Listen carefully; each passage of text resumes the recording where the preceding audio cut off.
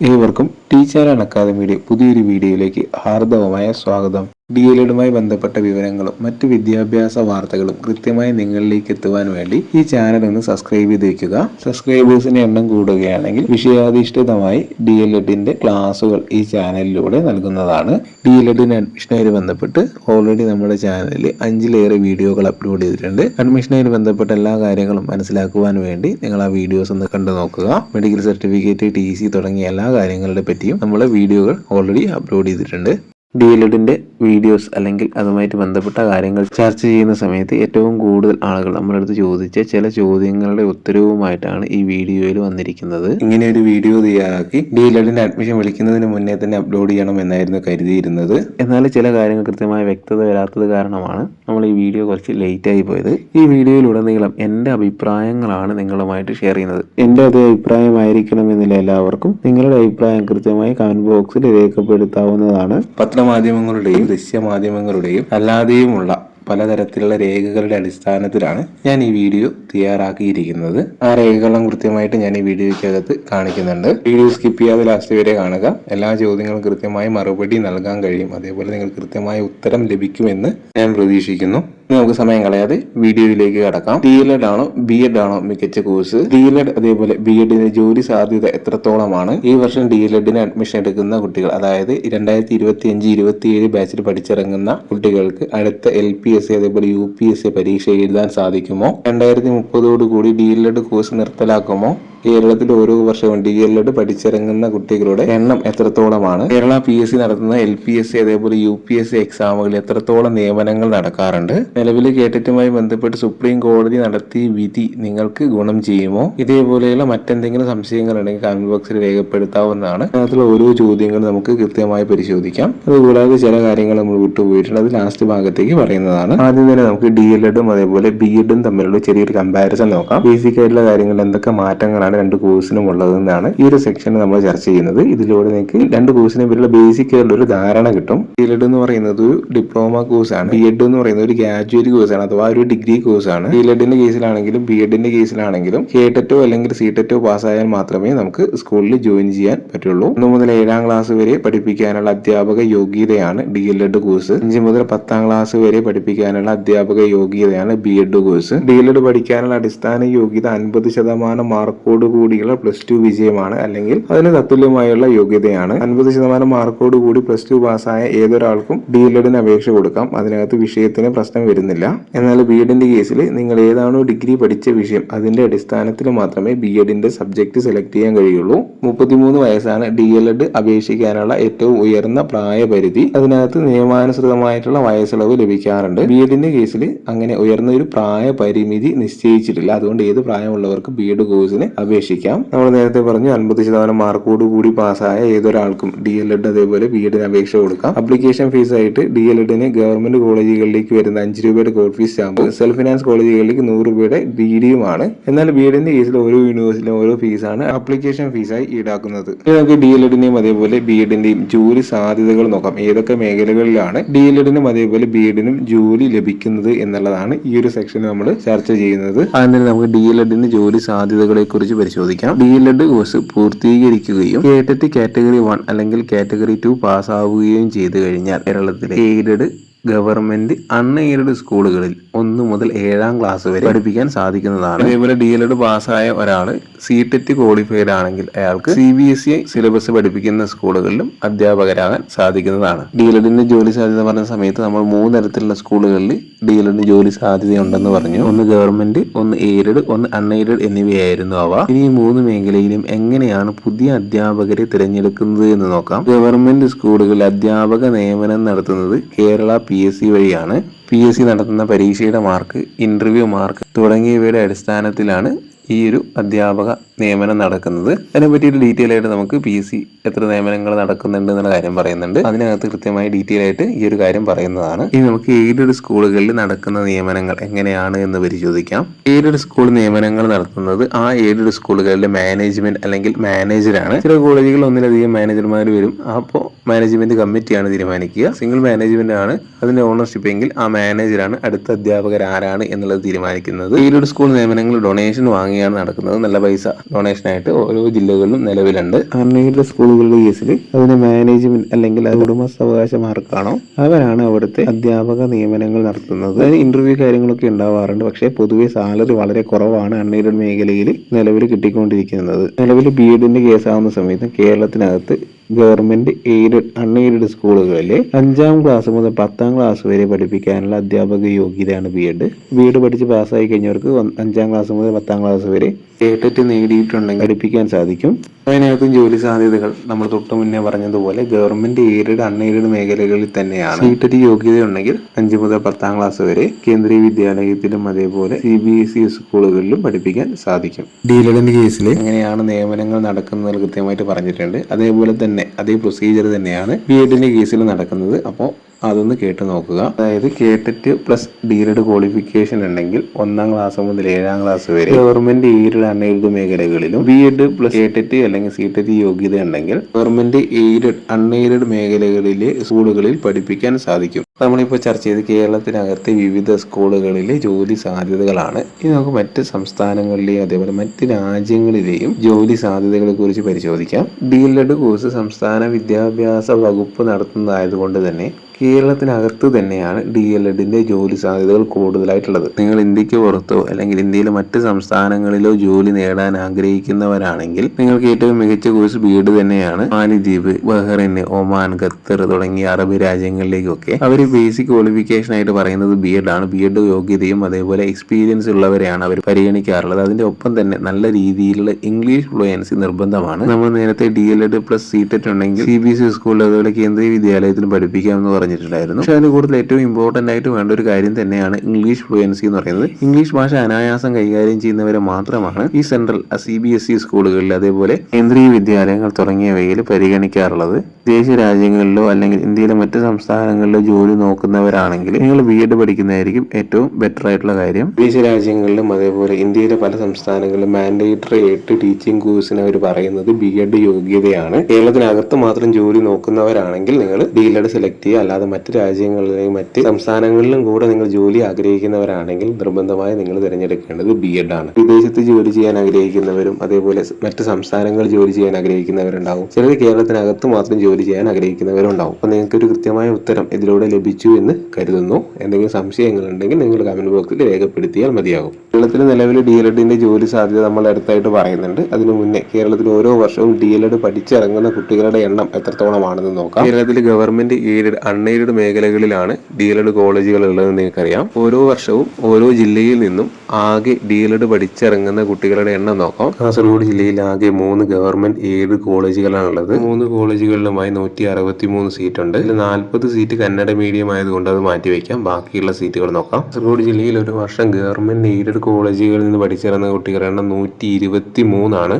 Self ഫിനാൻസിന്റെ കേസിൽ കാസർഗോഡ് ഒരു DTA മാത്രമേ ഉള്ളൂ. അവിടെ 100 സീറ്റാണുള്ളത്. അങ്ങനെ നോക്കുന്ന സമയത്ത് ഒരു വർഷം കാസർഗോഡ് ജില്ലയിൽ നിന്ന് 223 പേരാണ് പഠിച്ചിറങ്ങുന്നത്. ഇതിന് ഡീറ്റെയിൽ ആയിട്ട് നമ്മൾ പറഞ്ഞു പോകുമ്പോൾ ഒരുപാട് സമയം എടുക്കുന്നത് കൊണ്ട് നമുക്ക് കോളമായിട്ട് ഇതിനെ ഡിനോട്ട് ചെയ്യാം. ആദ്യത്തെ കോളത്തിനകത്ത് ഗവൺമെന്റിൽ നിന്ന് പഠിച്ചിറങ്ങുന്ന കുട്ടികളുടെ, രണ്ടാമത്തെ കോളത്തിനകത്ത് സെൽഫ് ഫിനാൻസ് പഠിച്ചിറങ്ങുന്ന കുട്ടികളുടെയും, അടുത്ത കോളത്തിനകത്ത് ടോട്ടൽ ഒരു വർഷം പഠിച്ചിറങ്ങുന്ന കുട്ടികളുടെയും എണ്ണമാണ് കാണിക്കുന്നത്. ഈ ഒരു ടേബിൾ കൃത്യമായി നിരീക്ഷിക്കുന്നതിലൂടെ ഓരോ വർഷവും ഓരോ ജില്ലയിൽ നിന്നും പഠിച്ചിറങ്ങുന്ന കുട്ടികളുടെ എണ്ണവും ആകെ ഒരു വർഷം കേരളത്തിലെ മുഴുവൻ ജില്ലകളിൽ നിന്ന് പഠിച്ചിറങ്ങുന്ന കുട്ടികളുടെ എണ്ണവും കൃത്യമായി മനസ്സിലാവും. ഇപ്പോൾ നിലവിൽ DLED കേരളത്തിൽ നല്ല ഡിമാൻഡ് ഉള്ളത് കൊണ്ട് തന്നെ ഡ്രോപ്പ് ഔട്ട് ചെയ്തു പോകുന്ന കുട്ടികളുടെ എണ്ണം വളരെ കുറവാണ്. എന്നിരുന്നാലും നമ്മളിവിടെ 500ഓളം കുട്ടികൾ ഡ്രോപ്പ് ഔട്ട് ചെയ്യുന്നുണ്ടെന്ന് കരുതിയാലും ഏകദേശം 9,000-ഓളം കുട്ടികൾ ഒരു വർഷം DLED പഠിച്ച് കേരളത്തിൽ നിന്ന് പുറത്തിറങ്ങുന്നത്. ഇത് ഓരോ വർഷവും കേരളത്തിൽ നിന്ന് DLED പഠിച്ചിറങ്ങുന്ന കുട്ടികളുടെ എണ്ണമാണ്. ഓരോ വർഷവും DLED പഠിച്ചിറങ്ങുന്ന കുട്ടികളുടെ എണ്ണം വളരെ കുറവാണ് എന്ന് പറയുന്നത് ശരിയല്ല. കുറച്ച് വർഷങ്ങൾക്ക് മുന്നേ അങ്ങനെയായിരുന്നു. ഒരു കോളേജിൽ 2 അല്ലെങ്കിൽ 3 അല്ലെങ്കിൽ 10-ൽ താഴെ കുട്ടികൾ മാത്രമേ DLED പഠിക്കാൻ വേണ്ടിയിട്ടുണ്ടായിരുന്നുള്ളൂ. അപേക്ഷിക്കുന്ന എല്ലാവർക്കും കിട്ടുന്ന ഒരു സാഹചര്യം ആ കാലഘട്ടത്തിൽ ഉണ്ടായിരുന്നു. പക്ഷെ ഇന്ന കാലഘട്ടം മാറി എല്ലാ കോളേജുകളിലും സീറ്റ് ഫില്ല് ആവാറുണ്ട്. കഴിഞ്ഞ വർഷം വരെ 1, 2 അല്ലെങ്കിൽ 3 സീറ്റുകൾ ഒഴിഞ്ഞു കിടക്കുകയല്ലാതെ അല്ലെങ്കിൽ ഡ്രോപ്പ് ഔട്ട് ചെയ്തു പോവുകയല്ലാതെ ബാക്കി എല്ലാ സീറ്റുകളും ഫില്ല് ആവാറുണ്ട്. ഇനി നമുക്ക് കേരളത്തിലെ LPSA അതേപോലെ UPSA പരീക്ഷകളിൽ എത്രത്തോളം നിയമനങ്ങൾ നടക്കാറുണ്ട്, എത്രത്തോളം അപേക്ഷകർ ഓരോ വർഷവും ഉണ്ടാവാറുണ്ട്, ഓരോ വർഷം കഴിയുന്തോറും LP UP അപേക്ഷകളിൽ അപേക്ഷകരുടെ എണ്ണത്തിലുണ്ടാവുന്ന ചേഞ്ച് അഥവാ വർധനവാണോ അല്ലെങ്കിൽ കുറവാണോ എന്നുള്ളത് പരിശോധിക്കാം. അതിനുശേഷം കേരളത്തിൽ പൊതുവിദ്യാഭ്യാസ രംഗത്ത് എന്തൊക്കെ മാറ്റങ്ങളാണ് ഉണ്ടാവുന്നത്, കുട്ടികളുടെ എണ്ണത്തിൽ ഉണ്ടാവുന്ന വ്യത്യാസം, അതേപോലെ എത്രത്തോളം നിയമനങ്ങൾ ഇനി നടക്കാൻ സാധ്യതയുണ്ട് തുടങ്ങിയ കാര്യങ്ങൾ പരിശോധിക്കാം. അപ്പോൾ നിങ്ങൾക്ക് സ്ക്രീനിൽ കാണാൻ കഴിയുന്ന കേരളത്തിൽ LPSC അതേപോലെ UPSC പരീക്ഷകൾക്ക് അപേക്ഷ നൽകിയവരുടെ ആകെ എണ്ണമാണ്. ഇതിനകത്ത് LP അതേപോലെ UP കോളത്തിനകത്ത് രണ്ട് നമ്പേഴ്സ് കാണാൻ കഴിയും. ഒന്ന് ബ്രാക്കറ്റിനകത്തും ഒന്ന് ബ്രാക്കറ്റിന് പുറത്തുമായിട്ട് കാണാം. ഈ ബ്രാക്കറ്റ് ഇല്ലാതെ കൊടുത്തിരിക്കുന്നത് 2024 വർഷം അപേക്ഷ നൽകിയവരുടെ എണ്ണവും ബ്രാക്കറ്റിനകത്ത് കൊടുത്തിരിക്കുന്നത് 2024 തൊട്ട് മുന്നേ നടന്ന PSC പരീക്ഷയിൽ LPSC UPSC അപേക്ഷ നൽകിയവരുടെയും എണ്ണമാണ്. കൃത്യമായി പരിശോധിച്ച് കഴിഞ്ഞാൽ 2024 ആകുമ്പോഴേക്കും എത്ര അപേക്ഷകർ കൂടിയിട്ടുണ്ട് എന്നുള്ളത് കൃത്യമായിട്ട് മനസ്സിലാവും. 2024 വർഷം LPSC അപേക്ഷ നൽകിയത് 53,464 പേരായിരുന്നു. എന്നാൽ അതിന് മുന്നേ നടന്ന LPSC പരീക്ഷയിൽ 30,455 പേരായിരുന്നു അപേക്ഷ നൽകിയിരുന്നത്. അതായത് ഏകദേശം 18,000-ഓളം അപേക്ഷകർ കൂടിയിട്ടുണ്ട്. UPSCയുടെ കേസിൽ 1,56,578 പേരാണ് അപേക്ഷ നൽകിയിരിക്കുന്നത്. എന്നാൽ തൊട്ട് മുന്നേയുള്ള PSC പരീക്ഷയിൽ 1,07,257 പേരായിരുന്നു അപേക്ഷ നൽകിയിട്ടുണ്ടായിരുന്നത്. ഏകദേശം 49,000 അപേക്ഷകളോളം കൂടിയിട്ടുണ്ട്. ഓരോ വർഷം കഴിയുന്തോറും LPSC അതേപോലെ UPSC പരീക്ഷയ്ക്ക് അപേക്ഷ നൽകുന്നവരുടെ ആകെ എണ്ണം കൂടുന്നുണ്ട്. കാരണം ഓരോ വർഷവും DLED പഠിച്ചിറങ്ങുന്ന കുട്ടികളുടെ ഏകദേശം 9,000-ഓളം ആണെന്ന് നമ്മൾ പറഞ്ഞു. ആ എണ്ണത്തിലെ വർധനവ് PSC അപേക്ഷയിലും ഉണ്ടാവും. ഓരോ ജില്ലയിലും എത്രത്തോളം അപേക്ഷകർ കൂടിയിട്ടുണ്ട്, ഏറ്റവും കൂടുതൽ അപേക്ഷകർ വന്ന ജില്ല ഏതാണ്, ഏറ്റവും കുറഞ്ഞ അപേക്ഷകളുള്ള ജില്ല ഏതാണ് തുടങ്ങിയ കാര്യങ്ങളൊക്കെ ആ ചാർട്ട് നിരീക്ഷിക്കുന്നതിലൂടെ മനസ്സിലാവും. ഇത്രയും അപേക്ഷകരിൽ നിന്ന് എത്ര പേരാണ് PSC റാങ്ക് ലിസ്റ്റ് ഉൾപ്പെടാറുള്ളത് എന്ന് നോക്കാം. കഴിഞ്ഞ UPSC റാങ്ക് ലിസ്റ്റിൽ നിന്നും എത്ര പേർക്ക് നിയമനം ലഭിച്ചിട്ടുണ്ട് എന്നതിന്റെ ഡീറ്റെയിൽസ് ആണ് നിങ്ങൾക്ക് ഇപ്പോൾ സ്ക്രീനിൽ കാണാൻ കഴിയുന്നത്. ഓരോ ജില്ലയിൽ റാങ്ക് ലിസ്റ്റ് ഉൾപ്പെട്ടവരുടെ എണ്ണവും അതേപോലെ എത്ര പേർക്ക് നിയമന ശുപാർശ ലഭിച്ചിട്ടുണ്ട് എന്നുള്ള കാര്യം കൃത്യമായിട്ട് അതിനകത്ത് കൊടുത്തിട്ടുണ്ട്. അതൊന്ന് പരസ്പരം ചെക്ക് ചെയ്ത് കഴിഞ്ഞാൽ ഓരോ വർഷവും നടക്കുന്ന നിയമനങ്ങൾ എത്രത്തോളമാണെന്ന് കൃത്യമായിട്ട് നിങ്ങൾക്ക് മനസ്സിലാവും. ഈ റാങ്ക് ലിസ്റ്റ് നിങ്ങൾ പ്രത്യേകം ശ്രദ്ധിക്കേണ്ട മറ്റൊരു കാര്യം എന്ന് പറഞ്ഞു കഴിഞ്ഞാൽ അവസാനമായിട്ട് കൊടുത്തിട്ടുള്ള ഒരു കള്ളിയിൽ മുൻ റാങ്ക് ലിസ്റ്റിൽ കഴിഞ്ഞതല്ല, അതിന് മുന്നേയുള്ള റാങ്ക് ലിസ്റ്റിൽ എത്ര പേരെയാണ് എടുത്തിട്ടുള്ളതെന്നാണ്. അത് വെച്ച് നോക്കുമ്പോൾ 2025 അവസാനിച്ച UPSC റാങ്ക് ലിസ്റ്റിൽ എടുത്തവരുടെ എണ്ണം കുറവാണ്. മുൻ വർഷങ്ങളിലുള്ളതിന് അപേക്ഷിച്ച് നോക്കുമ്പോൾ കഴിഞ്ഞ വർഷം എടുത്തവരുടെ എണ്ണം കുറവാണ്. നിങ്ങൾക്ക് കൃത്യമായിട്ട് താരതമ്യം ചെയ്ത് കഴിഞ്ഞാൽ എത്രത്തോളം മാറ്റം ഉണ്ടായിട്ടുള്ളതെന്ന് നിങ്ങൾക്ക് മനസ്സിലാവും. ാണ് നോക്കേണ്ടത് എന്നുള്ളത്. ഉദാഹരണം 2 ജില്ലകളുടെ കാര്യം ഞാൻ പറയാം. തിരുവനന്തപുരം ജില്ലയുടെ കേസിൽ 589 പേർ റാങ്ക് ലിസ്റ്റ് ഉൾപ്പെട്ടിട്ടുണ്ടായിരുന്നു. അതിനകത്ത് 339 പേർക്കാണ് നിയമന ശുപാർശ ലഭിച്ചിട്ടുള്ളത്. മുൻ വർഷത്തെ റാങ്ക് ലിസ്റ്റ് 400 പേര് എടുത്തിട്ടുണ്ടായിരുന്നു. ഏകദേശം ഒരു 60ഓളം പേരുടെ കുറവ് ഉണ്ടായിട്ടുണ്ട്. ഇനി അടുത്തത് മലപ്പുറം ജില്ലയുടെ കേസ് നോക്കാം. മലപ്പുറം ജില്ല എടുക്കാൻ കാരണം എന്ന് പറഞ്ഞു കഴിഞ്ഞാൽ ഏറ്റവും കൂടുതൽ അപേക്ഷകർ ഉണ്ടാകുന്ന ജില്ലയും ഏറ്റവും കൂടുതൽ പേർ റാങ്ക് ലിസ്റ്റിൽ ഉണ്ടാകുന്ന ജില്ലയും അതേപോലെ ഏറ്റവും നിയമനങ്ങൾ നടക്കുന്ന ജില്ലയും പൊതുവെ മലപ്പുറം ജില്ലയാണ്. അതുകൊണ്ടാണ് മലപ്പുറം ജില്ലയുടെ റഫറൻസ് ആയിട്ട് എടുക്കുന്നത്. മലപ്പുറം ജില്ലയിൽ 1957 പേര് റാങ്ക് ലിസ്റ്റിനകത്ത് ഉൾപ്പെട്ടിട്ടുണ്ടായിരുന്നു. അതിനകത്ത് 508 പേരെ മാത്രമാണ് എടുത്തിട്ടുള്ളത്. ഇതിന് മുന്നേയുള്ള റാങ്ക് ലിസ്റ്റിൽ 980 പേര് എടുത്തിട്ടുണ്ടായിരുന്നു. ഏകദേശം ഒരു 400ഓളം പേരുടെ കുറവ് ഇതിനകത്ത് ഉണ്ടായിട്ടുണ്ട്. 400ഓളം പേരെ കുറവാണ് കഴിഞ്ഞ റാങ്ക് ലിസ്റ്റിൽ നിന്നും എടുത്തത്. മിക്കവാറും ജില്ലകളിൽ ഇതേപോലെ കുറവുണ്ടായിട്ടുണ്ട്. ചില ജില്ലകളിൽ മാത്രമേ ചെറിയ വ്യത്യാസം ഒന്നുകിൽ കൂടുകയോ അല്ലെങ്കിൽ ഇതേപോലെ തന്നെ നിയമനങ്ങൾ നടക്കുകയോ ചെയ്തിട്ടുള്ളത്. എനിക്ക് സ്ക്രീനിൽ കാണാൻ കഴിയുന്ന കഴിഞ്ഞ LPSC റാങ്ക് ലിസ്റ്റിൽ നിന്നും എത്ര പേര് കേരളത്തിലെ വിവിധ ജില്ലകളിൽ നിയമിച്ചിട്ടുണ്ട് എന്നുള്ളതിന്റെ ഡീറ്റെയിൽസ് ആണ്. ഓരോ ജില്ലയിലും റാങ്ക് ലിസ്റ്റിൽ ഉൾപ്പെട്ടവരുടെ എണ്ണം, നിയമന ശുപാർശ, മുൻ വർഷങ്ങളിൽ എത്ര പേരെ എടുത്തിട്ടുണ്ട് തുടങ്ങിയ കാര്യങ്ങളാണ് LPSCയുടെ കേസിൽ നമ്മൾ പറയുന്നത്. ഇതിനകത്ത് നമുക്ക് 2 എക്സാമ്പിൾ പരിശോധിക്കാം. ഇതിനകത്ത് തിരുവനന്തപുരം ജില്ലയിൽ 796 പേരായിരുന്നു റാങ്ക് ലിസ്റ്റിനകത്ത് ഉൾപ്പെട്ടിട്ടുണ്ടായിരുന്നത്. അതിൽ 537 പേർക്കാണ് 2025 അവസാനിച്ച റാങ്ക് ലിസ്റ്റ് പ്രകാരം നിയമനം ലഭിച്ചിട്ടുള്ളത്. മുൻ വർഷങ്ങളിൽ 612 വരെ പോയിട്ടുണ്ടായിരുന്നു. ഏകദേശം 75ഓളം പേരുടെ കുറവ് LPSC നിയമനത്തിലും ഉണ്ടായിട്ടുണ്ട്. ഇതിനകത്ത് ചില ജില്ലകൾ 2-3 ജില്ലകളിൽ കഴിഞ്ഞ വർഷത്തേക്കാൾ കൂടുതൽ പേര് ഈ പ്രാവശ്യം എടുത്തിട്ടുണ്ട്. ഇനി ഭാവിയിൽ ഇത്രത്തോളം നിയമനങ്ങൾ നടക്കാൻ സാധ്യത വളരെ കുറവാണ്. അത് എന്തുകൊണ്ടാണെന്ന് ഡീറ്റെയിൽ ആയിട്ട് തൊട്ടടുത്തതായിട്ട് തന്നെ പറയുന്നുണ്ട്. ഇനി ഭാവിയിൽ കേരളത്തിൽ ഗവൺമെന്റ് സ്കൂളുകളിൽ അധ്യാപകരായി ജോലി ചെയ്യണമെങ്കിൽ ആ ലിസ്റ്റിനകത്ത് ആദ്യത്തെ 100-നകത്ത് ഉൾപ്പെടണം, അല്ലെങ്കിൽ ലക്ഷങ്ങൾ ഡൊണേഷൻ നൽകാൻ ഉണ്ടാവണം. മറ്റു കോഴ്സുകളെ പോലെ DLED പഠിച്ചു കഴിഞ്ഞാലും ജോലി കിട്ടാത്ത നിരവധി പേര് നമ്മുടെ ഇടയിലുണ്ട്. DLED പഠിച്ച് കേട്ടിട്ട് നേടിക്കഴിഞ്ഞാൽ ഉറപ്പായും ജോലി കിട്ടുമെന്ന് പറയുന്നത് പണ്ടാരോ ഒരു ഊതി വീർപ്പിച്ച കുമ്പളയെ. ഇന്നത്തെ കാലഘട്ടത്തിൽ DLED പഠിച്ച് കേട്ടിട്ട് നേടി 5000ഓളം പേരോട് മത്സരിച്ച് ആദ്യത്തെ റാങ്കുകളിൽ ഉൾപ്പെട്ടാൽ മാത്രമേ ഇനി കേരളത്തിലൊരു ഗവൺമെന്റ് ജോലി സാധ്യത DLEDനുള്ളൂ. LPSC അതേപോലെ UPSC നിയമനങ്ങൾ കുറവുണ്ടായിട്ടുണ്ടെന്ന് നമ്മൾ പറഞ്ഞു. ഇനി നമുക്ക് കേരളത്തിലെ നിലവിലെ സ്ഥിതി എന്താണ് എന്നുള്ളത് പരിശോധിക്കാം. അതായത് കേരളത്തിൽ ഇനി ഉണ്ടാവുന്ന അധ്യാപക നിയമനങ്ങൾ എത്രത്തോളമായിരിക്കും, കുട്ടികളുടെ എണ്ണത്തിൽ കൂടുതലാണോ അല്ലെങ്കിൽ കുറവാണോ സംഭവിച്ചിട്ടുള്ളത്, എന്തൊക്കെയാണ് നിലവിലെ പ്രശ്നങ്ങൾ എന്താണെന്ന് നമുക്ക് പരിശോധിക്കാം. കേരളത്തിലെ പൊതുവിദ്യാഭ്യാസ മേഖലയിലേക്ക് കടന്നു വരുന്ന കുട്ടികളുടെ എണ്ണത്തിൽ വലിയ രീതിയിലുള്ള കുറവുകൾ ഉണ്ടായിട്ടുണ്ട്. ആ കുറവ് ഏറ്റവും കൂടുതൽ കാണാൻ കഴിയുന്ന LP അതേപോലെ UP ക്ലാസ്സുകളിലാണ്. ഹൈസ്കൂൾ തലങ്ങളിലേക്ക് എത്തുന്ന സമയത്ത് പൊതുവിദ്യാഭ്യാസ രംഗത്തേക്ക് തന്നെ കുട്ടികൾ മടങ്ങി വരുന്ന ഒരു കാഴ്ചയും നിലവിലെ കേരളത്തിൽ ട്രെൻഡായിട്ട് മാറിക്കൊണ്ടിരിക്കുകയാണ്. ഈ മിക്കവാറും സ്കൂളുകളിൽ LP അതേപോലെ UP ഡിവിഷൻസ് കുറവായിരിക്കും. പക്ഷെ ഹൈസ്കൂളിൽ നിരവധിയായിട്ട് ഡിവിഷനും നിങ്ങൾക്ക് കാണാൻ സാധിക്കും. അത് കേരളത്തിലെ മിക്കവാറും സ്കൂളിൽ നമ്മൾ കാണുന്ന ഒരു കാഴ്ചയാണ്. നമുക്കതിന്റെ കൃത്യമായിട്ടുള്ള തെളിവുകൾ പരിശോധിക്കാം. വിദ്യാഭ്യാസ മേഖലയിൽ കുട്ടികളുടെ എണ്ണത്തിൽ കുറവുണ്ടായിട്ടുണ്ട് എന്ന് പറഞ്ഞു. അതിനുള്ള കൃത്യമായിട്ടുള്ള തെളിവുകളാണ് നിങ്ങൾക്ക് ഇപ്പോൾ സ്ക്രീനിൽ കാണാൻ കഴിയുന്നത്. കൃത്യമായിട്ട് നിങ്ങൾക്ക് വായിച്ചു നോക്കാം. നമ്മൾ ഈ വീഡിയോയ്ക്കകത്ത് പറഞ്ഞിരിക്കുന്ന എല്ലാ കാര്യങ്ങളും കൃത്യമായ തെളിവുകളോട് കൂടി തന്നെ ശേഖരിച്ചവയാണ്. ഇതിന് നല്ല രീതിയിൽ എഫേർട്ട് എടുക്കേണ്ടി വന്നിട്ടുണ്ട്. ആ ഒരു കാലതാമസമാണ് ഈ ഒരു വീഡിയോ ഇത്രയും വൈകാൻ കാരണം. സ്ക്രീനിൽ കൊടുത്തിരിക്കുന്നവയെല്ലാം പൊതുവിദ്യാഭ്യാസ മേഖലയിൽ കുട്ടികളുടെ എണ്ണം കുറഞ്ഞു എന്ന് കാണിക്കുന്ന പത്രവാർത്തകളാണ്. പൊതുവിദ്യാഭ്യാസ മേഖലയിൽ കുട്ടികളുടെ എണ്ണം കുറയുന്നതിന്റെ ഫലമായി എയ്ഡഡ് മേഖലയിലാണെങ്കിലും ഗവൺമെന്റ് മേഖലയിലാണെങ്കിലും അധ്യാപക നിയമനങ്ങൾ കുറയും. കാരണം കുട്ടികളില്ലാതെ അധ്യാപക നിയമനങ്ങൾ നടക്കില്ല. ഈ വർഷം 2025 കുട്ടികളുടെ എണ്ണം കുറഞ്ഞതിന്റെ ഫലമായി ഡിവിഷൻ ലോസ് സംഭവിച്ചിട്ടുണ്ട്. അങ്ങനെ വരുന്ന സാഹചര്യത്തിൽ അധ്യാപകർക്ക് ആ ഒരു സ്കൂളിൽ ജോലി ചെയ്യാൻ കഴിയാത്ത സാഹചര്യം വരും. അങ്ങനെ വരുന്ന സാഹചര്യത്തിൽ റിട്ടയർമെന്റ് വാക്കൻസിയിലേക്ക് ഇതേപോലെയുള്ള അധ്യാപകരെയാണ് എടുക്കുക. കാരണം അവരെ പുറത്ത് നിർത്താൻ കഴിയില്ല. പകരം അവരെ ആ ഒരു വാക്കൻസിയിലേക്ക് എടുത്ത് ആ ഒരു വാക്കൻസി ഫില്ല് ചെയ്യും. കുട്ടികളുണ്ടായിരുന്നെങ്കിൽ റാങ്ക് ലിസ്റ്റിൽ എടുക്കേണ്ട നിയമനങ്ങളായിരുന്നു. പക്ഷെ കുട്ടികളില്ലാത്തതിനാൽ അത് മുൻകാലങ്ങളിൽ അതേ ടീച്ചറെ വെച്ച് ആ ഒരു റിട്ടയർമെന്റ് പോസ്റ്റ് ഫില്ല് ചെയ്യേണ്ട ഒരു സാഹചര്യത്തിലേക്കാണ് നിലവിൽ പോയിക്കൊണ്ടിരിക്കുന്നത്. 2025 ജൂൺ മാസം ഇതേപോലെയുള്ള സാഹചര്യങ്ങൾ ഉണ്ടായിരുന്നു. ഡിവിഷൻ ലോസ് കാരണം പല അധ്യാപകർക്കും ആ സ്കൂളിൽ ജോലി ചെയ്യാൻ കഴിയാത്ത സാഹചര്യം ഉണ്ടായി. അങ്ങനെയുള്ള അധ്യാപകരെ ഫിക്സേഷൻ വഴി റിട്ടയർമെന്റ് പോസ്റ്റുകളിലേക്ക് മാറ്റുകയാണ് ചെയ്തത്. ഭാവിയിലും ഇതേപോലെ പ്രശ്നങ്ങൾ വരുന്ന സമയത്ത് റിട്ടയർമെന്റ് വാക്കൻസിയിലേക്ക് തന്നെയാണ് അധ്യാപകരെ മാറ്റുക. അതിനനുസരിച്ചിട്ട് വാക്കൻസീസ് കുറഞ്ഞുകൊണ്ടിരിക്കും. നിലവിൽ ഫിക്സേഷൻ വഴിയും ഡിവിഷൻ ലോസ് വന്ന സാഹചര്യത്തിൽ പുറത്തായ ടീച്ചർമാരെ നിയമിക്കാൻ കഴിയാത്ത സാഹചര്യമാണ് എന്നാണ് പറയപ്പെടുന്നത്. അവർ BRCയിലേക്കൊക്കെ മാറ്റിയിട്ടുണ്ടെങ്കിലും ചില ടീച്ചേഴ്സ് പുറത്ത് തന്നെ നിൽക്കേണ്ട ഒരു സാഹചര്യം ഉണ്ടെന്ന് പറയുന്നു. അപ്പോൾ ഭാവിയിലേക്ക് എത്രത്തോളം ഇത് പ്രശ്നമാകും അല്ലെങ്കിൽ ഭാവിയിൽ എത്രത്തോളം ഇത് രൂക്ഷമാകും എന്നുള്ളത് നമുക്ക് കൃത്യമായിട്ട് പ്രെഡിക്റ്റ് ചെയ്യാൻ പറ്റില്ല.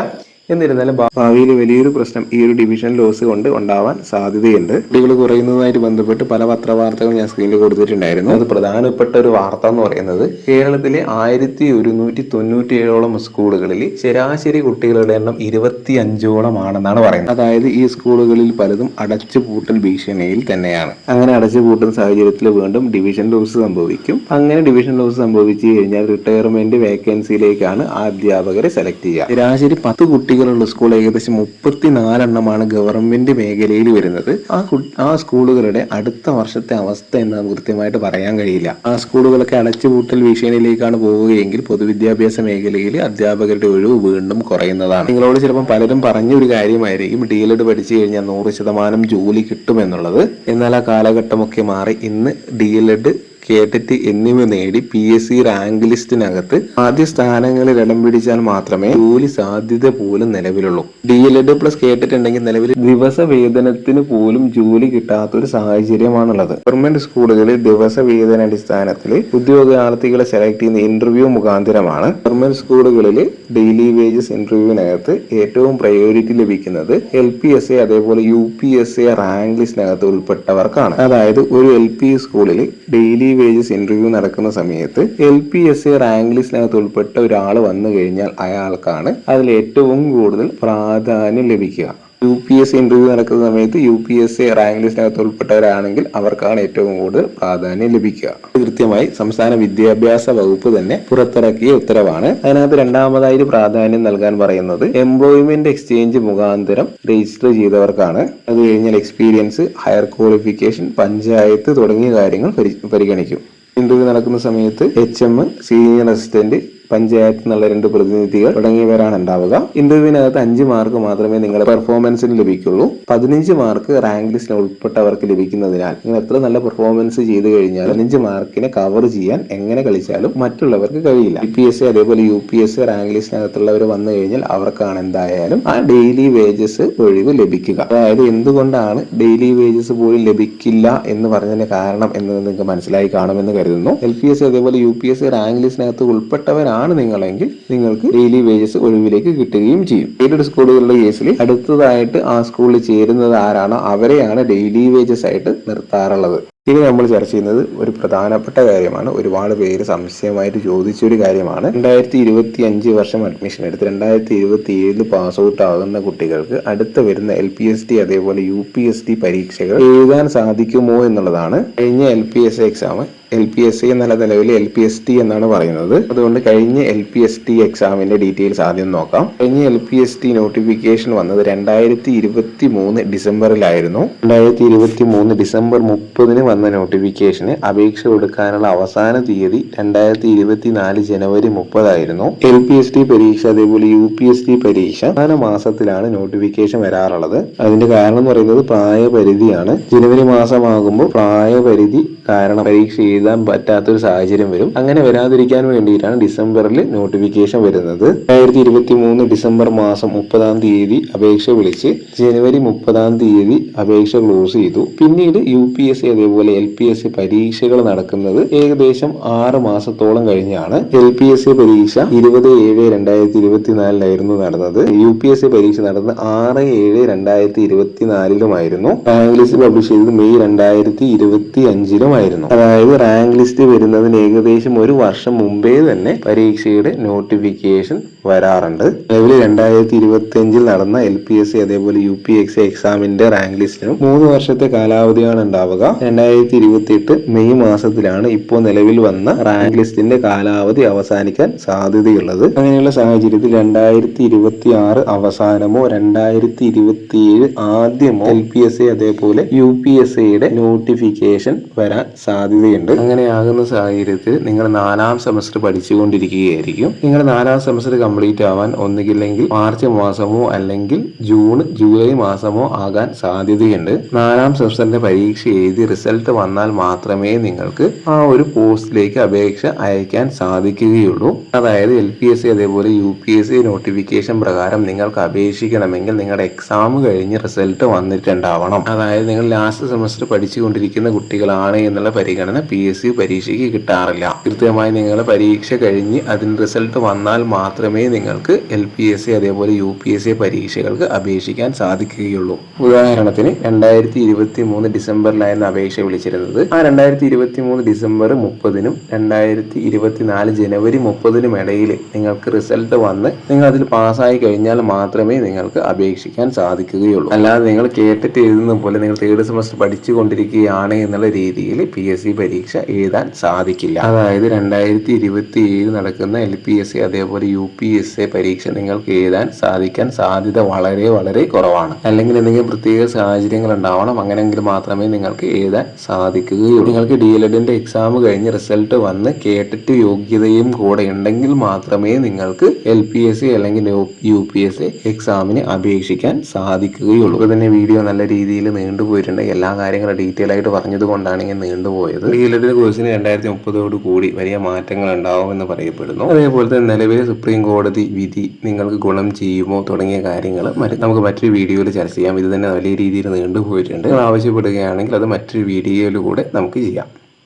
വീഡിയോ നിങ്ങൾക്ക് ഉപകാരപ്രദമായി എന്ന് കരുതുന്നു. നിങ്ങളെ വിലയേറിയ കമന്റുകൾ കമന്റ് ബോക്സിൽ രേഖപ്പെടുത്തുക. DLEDുമായിട്ട് ബന്ധപ്പെട്ട് മറ്റ് വിദ്യാഭ്യാസ വാർത്തകളും കൃത്യമായി ലഭിക്കുവാൻ വേണ്ടി ചാനൽ സബ്സ്ക്രൈബ് ചെയ്യുക. വീഡിയോ നിങ്ങൾക്ക് ഉപകാരപ്രദമായി എന്ന് തോന്നുകയാണെങ്കിൽ ലൈക്ക് ചെയ്ത് മറ്റുള്ളവരിലേക്ക് ഷെയർ ചെയ്യുക.